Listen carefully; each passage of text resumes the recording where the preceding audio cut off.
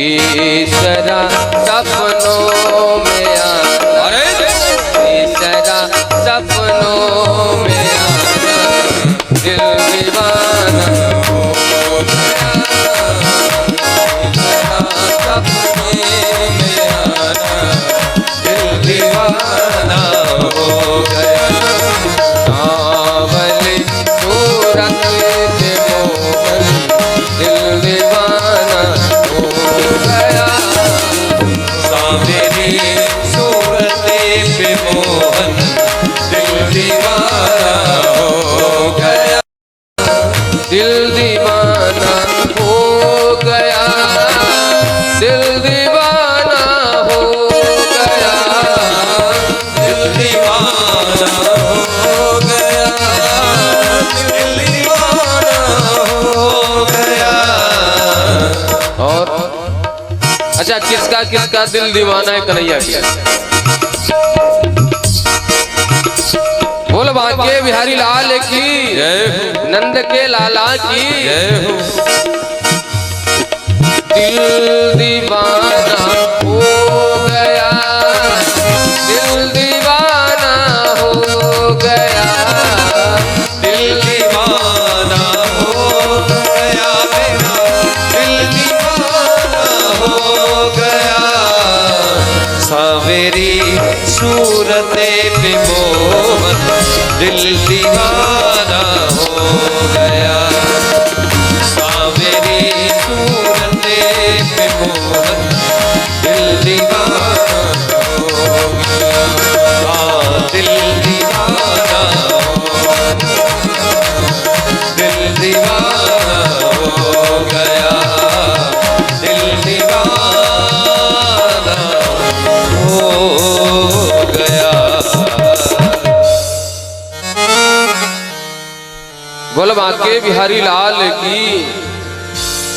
आप लोगों की कल कन्हैया का विवाह है, उसमें सबको घराती बराती बनकर के आना है, हैं? कपड़े का ध्यान रखना, बराती लोग कैसे पहनते हैं। आप लोग भी और आप लोग भी अपने आओ साथ में लेकर के आना। केवल खाने के टाइम मत आना, पहले से आके बैठना। बोलो राधे राधे। कन्हैया एक एक लीला करते हैं। अघासुर, अघ मतलब पाप, सुर मतलब देवता। अघासुर का वध किया। यह बात एक वर्ष बाद ग्वाल वालों ने मैया से बताया। ब्राह्मण कालांतर कृतम तत्काले नाम कथम भवेत यति कौमारे हरिकृतम जगो भवगंड गर्भका। एक वर्ष बाद ये बात ग्वाल वालों ने मैया से बताया कि मैया तेरे लाला ने अघासुर को मार दियो। तो राजा परीक्षित ने प्रश्न किया, महाराज एक वर्ष का समय कहाँ गया? सुखदेव जी महाराज कहते हैं कि जिस समय अघासुर को गोविंद ने मारा, उसके पेट से ग्वाल वालों को बाहर किया तो मूर्छित थे, उनके ऊपर निगाह डाली। सचेत अवस्था में आए, सबको भूख लगी थी, भोजन प्रसाद कर रहे थे, तो ग्वाल वालों ने अपना जूठा गोविंद को खिला दिया। कोई दूध चावल जूठा खिला रहा है, कोई कढ़ी चावल जूठा खिला रहा है, कोई अचार जूठा खिला रहा है।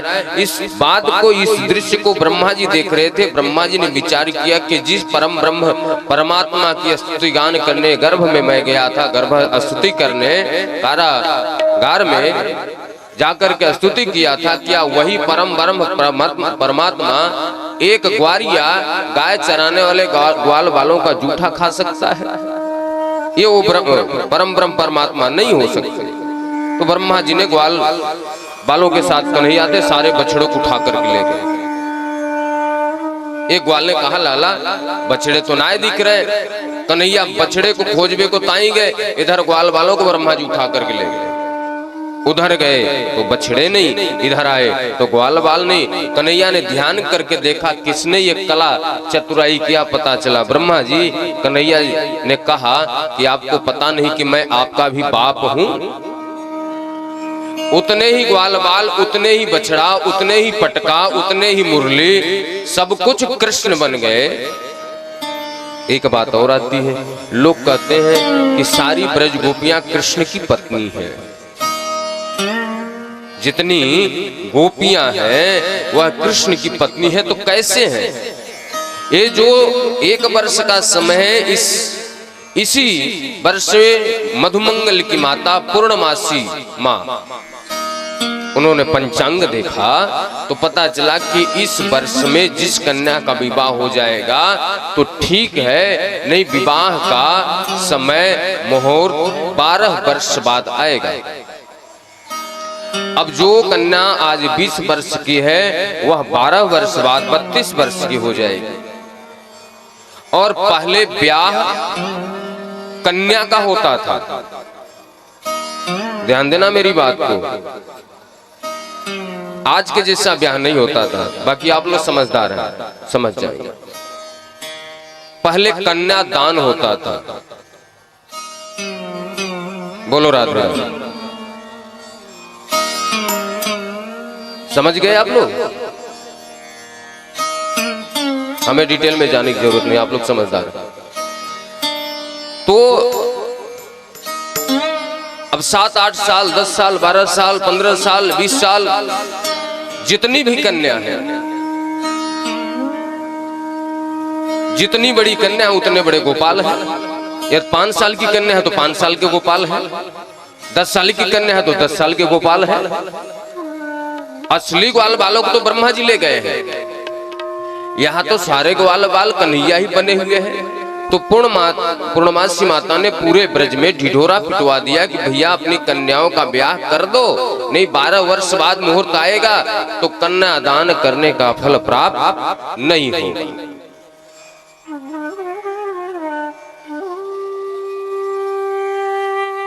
तो सारे ब्रज की कन्याओं का विवाह किसके साथ हो गया? ग्वाल बालों के साथ। और उस समय ग्वाल बाल के रूप में कौन था?